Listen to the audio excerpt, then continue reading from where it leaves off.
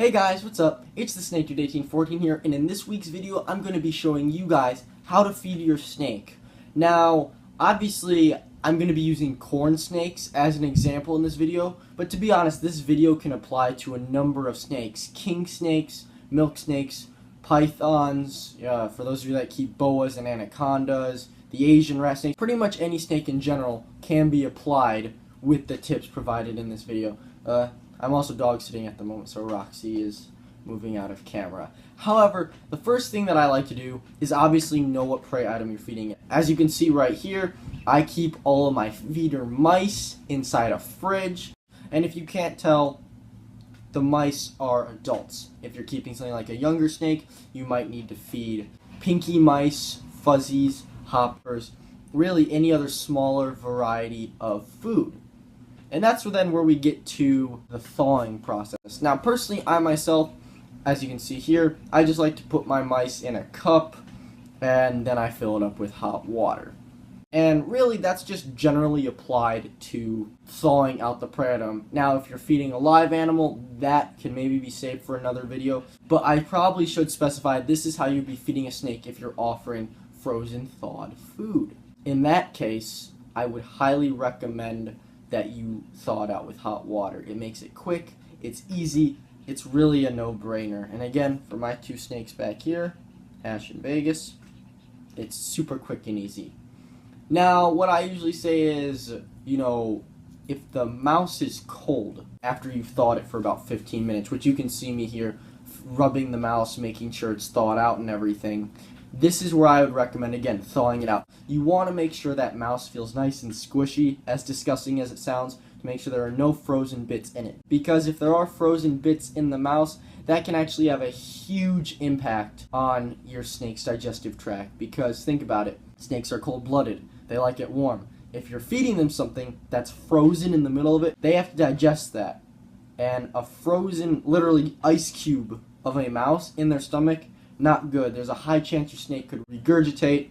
Let me tell you, that is disgusting to clean up. I've never had to dealt with it for my snakes, but I will tell you, as a volunteer at a local reptile center, when a snake throws up, it's not fun. And so now we can get on to the main part of preparing the mouse to be fed. You have thawed out your mice, you've made sure it's the right size, you've felt it, and this is where it's sort of an optional thing, but I actually like to dry my mice, which you can see here. Just drying it off with paper towel really quickly, that helps a lot, keeps the fur nice and fluffy, and while you can offer a wet mouse to your snake, I personally like drying it off because that way none of the substrate sticks to it. I feed my snakes in their enclosures because it's sort of a more natural approach. There are people who feed their snakes in separate tubs. I actually used to. The issue is one of my snakes went off feed for 4 weeks because every time I took him out, he associated being taken out with playtime and not food time. So then he was more interested on slithering around and exploring my room when I took him out instead of eating. Now, of course, we get to this part. I've seen people hand feed. To be honest, I try not to do that. Now, again, I keep corn snakes, and this is who I'm feeding in the video. But if you're keeping things like ball pythons, Burmese pythons, really anything that has heat-sensing pits, because believe it or not, they detect body heat. If they see the smell of mouse and they're reading the infrared signature of your hand, they might start to learn hand equals food. And then you might get bit because if you reach in to take your snake out, they might think they're getting fed. I like to play the safe route and offer my snakes food via tweezers. That way they learn my hand does not equal food, so every time I reach inside their habitat, I don't get bit. And finally, as you can see here, the snake strikes it, wraps around it, and now they will slowly start to eat their food.